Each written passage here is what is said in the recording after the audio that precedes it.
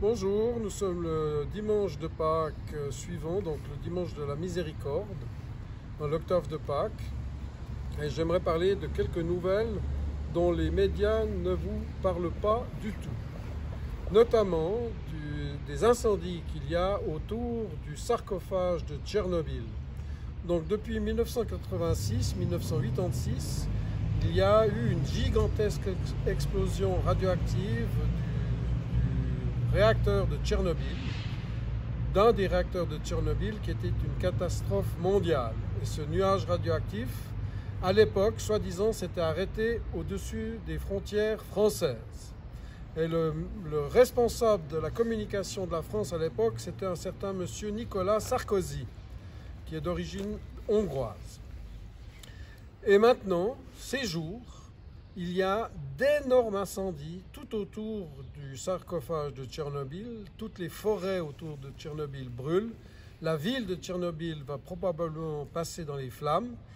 Et quasiment aucun mass média ne vous parle de ce grand risque. C'est de nouveau un risque invisible, comme le virus, mais c'est un risque de radioactivité qui nous atteint dans notre santé, qui atteint dans notre descendance, qui atteint dans notre capacité reproductive, qui nous met des particules radioactives pour des milliers d'années, des centaines de milliers d'années dans la nature, dans notre corps, dans nos os, dans notre système lymphatique, dans notre système immunitaire, ce qui peut d'ailleurs contribuer à une aggravation de la maladie due au coronavirus. Personne n'en parle. Et à ce sujet-là, je demande à ce qu'on fasse des études sérieuses. Certaines sources parlent de niveau de radioactivité 17 fois supérieur à ce qui devrait être actuellement. Ce nuage, j'ai vu des photos qui démontrent que le nuage circule sur l'Europe. Il a touché le nord de l'Italie, il a touché l'Autriche. Il vient donc de la Biélorussie, près de Minsk. Il se répand de manière invisible sur toute l'Europe. Vous voyez d'ailleurs dans le ciel est beaucoup moins clair. Il est obscurci par ces nuages de poussière radioactive. Ça mérite une couverture médiatique, ça mérite une couverture scientifique, ça mérite une étude médicale sur les d'éventuelles conséquences avec le virus.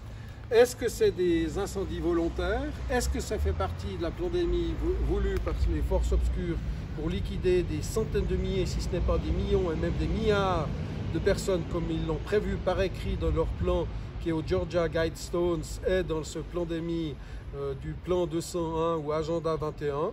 C'est des questions qui méritent réflexion, qui méritent étude. Nos chaînes, notamment What a Beautiful World, Agora TV News, ER et d'autres chaînes qui cherchent la vérité, faits et documents, la chaîne et mes blogs, mes divers blogs, le blog abu-suisse.ch, etc. Cherchez la vérité, creusez. Ce scandale de Tchernobyl est un autre scandale qui se rajoute au scandale de Fukushima. Les Japonais sont en train de relâcher des tonnes d'eau radioactive dans le Pacifique. Nos poissons, notre nourriture sera radioactive. Le strontium qui est relâché par ces marmites du diable, c'est aussi du domaine satanique. Ça pollue la terre entière, ça pollue des générations, des milliers d'années. La demi-vie, de la période radioactive de demi-vie, c'est des dizaines de milliers d'années, des 30 000 ans, des 100 000 ans. C'est inadmissible. Nous sommes vraiment dans un monde de fous, dirigé par des fous. Il y a un moment, il faut les mettre à l'asile, ces pervers narcissiques qui taisent la vérité, qui cachent ce qui se passe, qui n'osent pas affronter les problèmes. On doit les mettre hors d'état de nuire et les remplacer par tirage au sort, en tirant au sort dans le bottin de téléphone des pères et des mères de famille. On ne pourra être que mieux servi que par ces incompétents menteurs, cachetiers, dégueulasses, qui vomissent sur le peuple et qui profitent honteusement de leur statut, qui se servent au lieu de nous servir. Merci de votre écoute.